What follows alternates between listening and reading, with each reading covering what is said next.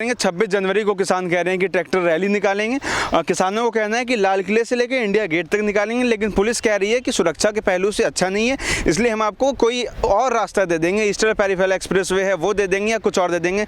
किसान नहीं मान रहे हैं। देखिए, आज तारीख 23 है, जैसी कल की वार्तालाप थी और किसान नेताओं के जो बयान आए हैं, उन्होंने कहा हम आउटर रिंग रोड से निकालेंगे। ये मेरा व्यक्तिगत एक किसान के नाते से हमारी भावना, जय जवान जय किसान के नाते से, एक तरफ हम जवान भी हैं और एक तरफ हम किसान भी हैं। तो हमारा 15 अगस्त और 26 जनवरी दोनों ही हमारे राष्ट्रीय पर्व हैं। तो जब एक हमारा जवान जब हमारा पर्व मना रहा है तो किसान उसका बेटा जवान किसान है और उसका बाप किसान है, तो दोनों तरफ वो अपनी भारत सरकार की जो परेड लग रही है, हम उसका अपने बेटे की परेड देखेंगे, अपने जवान की परेड देखेंगे। हम शांतिपूर्ण उस दिन 26 जनवरी को शांतिपूर्ण, अगर आवश्यकता पड़ती, जितने भी किसान आए हुए, हम कहेंगे भारत सरकार जहाँ भी हमारा उपयोग करे आज के दिन, हम उसको एक मीन्स गार्ड की भूमिका भी निभाएंगे। अगर वो अच्छी तरीके से देखें और टीवी पे देखेंगे और तिरंगा झंडा फहराएंगे, देशभक्ति के गीत गाएंगे। आज किसी भी प्रकार का हम डिस्टर्ब नहीं करेंगे, क्योंकि दिल्ली के अंदर पहले भी बम ब्लास्ट हो चुके हैं और ये अगर रिंग रोड पर भी अव्यवस्था होगी तो कोई भी उपद्रव हो सकता है। तो इसमें किसान इस चीज़ को 26 जनवरी को कम से कम ना मनाएं। नरेंद्र तोमर हैं, केंद्र सरकार है, उसने ये कहा है कि हम 1.5 साल के लिए बिल को होल्ड कर देंगे, आप आइए बात करिए, जो आपको अमेंडमेंट लगता है वो हम करते हैं। लेकिन किसान तब भी नहीं मान रहे हैं, 26 जनवरी के लिए तैयारी कर रहे हैं। क्या ये जायज़ है? देखो, ये तो बिल तो बहुत पहले से सभी विपक्ष वालों ने भी, किसानों ने भी, राकेश टिकैत के हमारे जो माननीय टिकैत साहब थे, महेंद्र सिंह टिकैत, उस समय भी कह रहे थे भी किसान को उचित मूल्य नहीं मिल पाता है, तो इसमें नई तकनीक कृषि क्षेत्र में आनी चाहिए।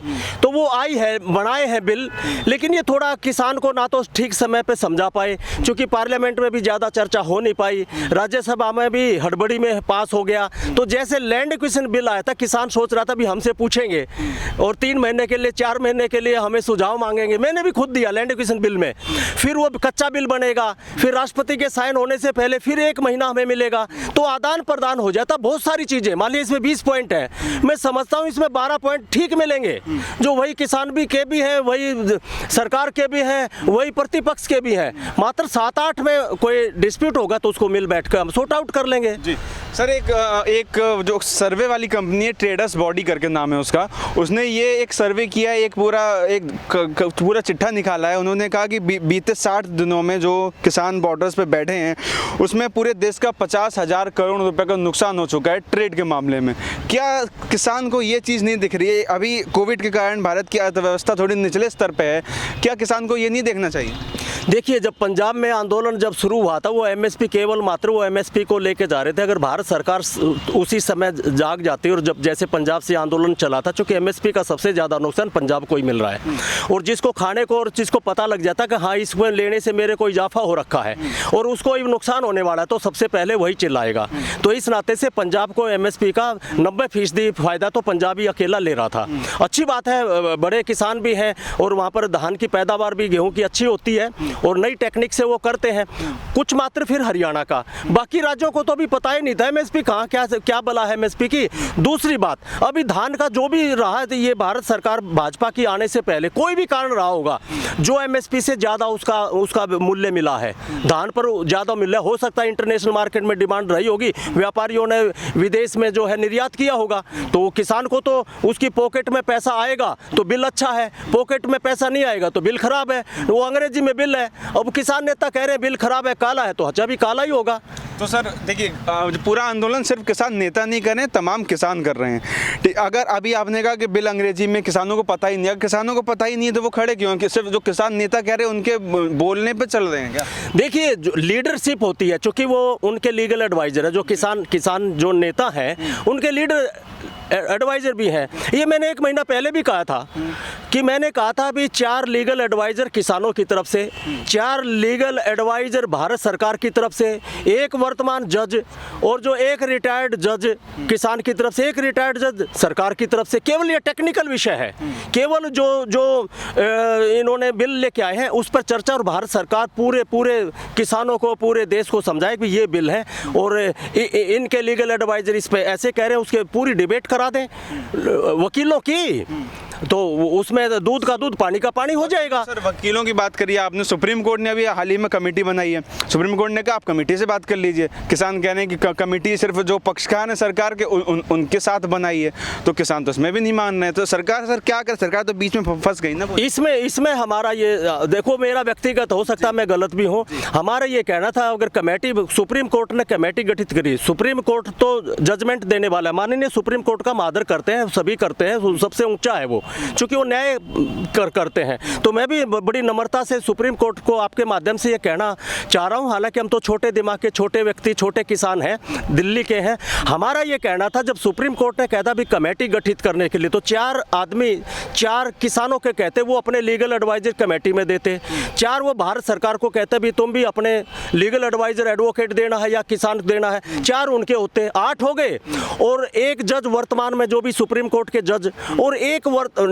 रिटायर्ड जज किसान देते थे भी हम तो इस पर भरोसा करते हैं, और एक भारत सरकार देते रिटायर्ड जज को इस पर भरोसा, तो 3 ट्रिपल बेंच बन जाती, 4 इधर से किसानों की, 4 भारत सरकार की तरफ से, दूध का दूध पानी का पानी सबको मान्य होता, ऐसे करते हैं। अगर 3 बेंच बना लेते तो किसान मान जाते। हाँ, मेरे ख्याल में मान जाना चाहिए, फिर क्या रहेगा।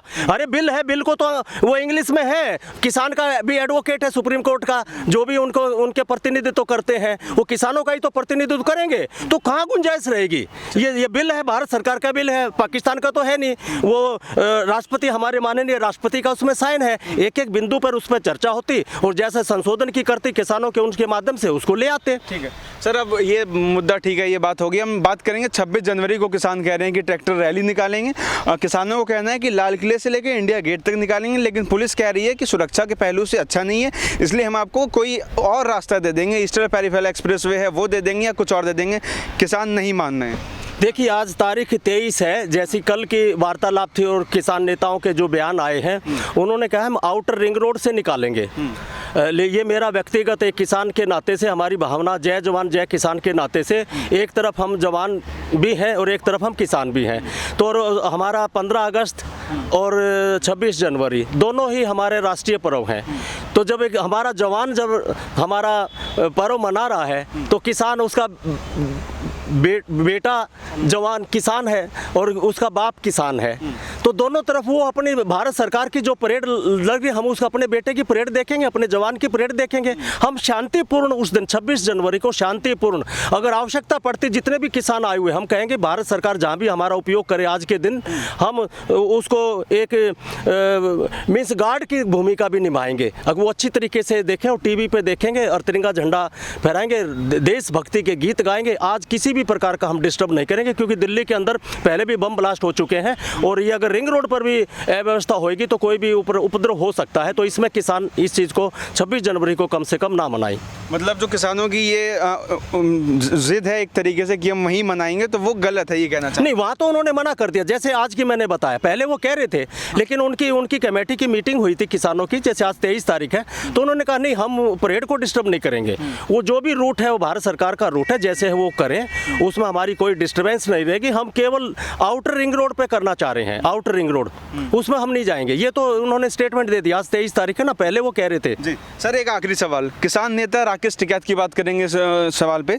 टिकैत साहब जब भी मीडिया के सामने आते हैं तो उनका बोलने का रवैया कुछ इस तरीके से रहता है जैसे उन्हें कुछ फर्क नहीं पड़ता है, भले ही आपका देश का कितना भी नुकसान हो रहा हो, ट्रेड का कितना नुकसान हो रहा हो, टिकैत साहब उस तरीके से बात नहीं करते हैं जिस तरीके से करनी चाहिए।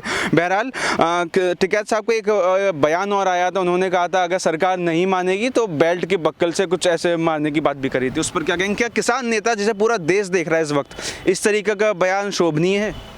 देखो वो भाई किसान नेता हैं, अब वो बड़े आंदोलनकारी हिस्सा भी हैं, अब उसने व्यक्तिगत उसमें किया है या उसके पीछे अब मालूम है कोई स्टेटमेंट दूँ तो मैं पीछे देखूँ मेरे पीछे कितना बैक है, लेकिन फिर भी सम्मानजनक भाषा का प्रयोग करना चाहिए। पीछे चाहे 5 लाख है 1 करोड़ है, क्योंकि भाषा का प्रयोग तो हमें, संतुलित भाषा का प्रयोग तो हमें रहना ही चाहिए। सर एक सवाल और आखिरी, किसान जो आंदोलन हो रहा है उस आंदोलन में किसानों के बारे में बात हो वो ठीक है, लेकिन उसके साथ साथ नारे और लगते हैं हाय हाय मोदी मर जाए मोदी, ये किस तरीके का किसान आंदोलन है? देखो, प्रजातांत्रिक देश के अंदर विरोध करना और प्रजातांत्रिक तरीके से आंदोलन करना, चाहे वो कर्मचारी है, चाहे वो किसान है, जो भी वो अपनी प्रजातांत्रिक संवैधानिक उस पे अपनी बात रख सकता है।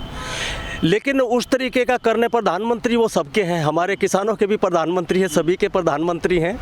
तो अशोभनीय बात नहीं करनी चाहिए, अपनी बात तरीके से संवैधानिक दृष्टि से रखनी चाहिए। ये सब व्यक्तियों का अपना अपना स्वभाव भी हो सकता है।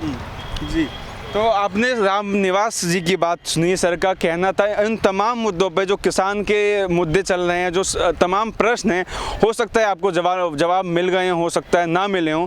तो अपने अगर कुछ और सवाल हैं कमेंट बॉक्स में कमेंट करें। बाकी रामनिवास जी की बात आपको कैसी लगी, क्या लगा कि जो उन्होंने कहा वो सही था या गलत, हमें अपनी टिप्पणी ज़रूर दें। बाकी वीडियो देखने के लिए आपका बहुत धन्यवाद। देखते रहिए ऑल इंडिया न्यूज़।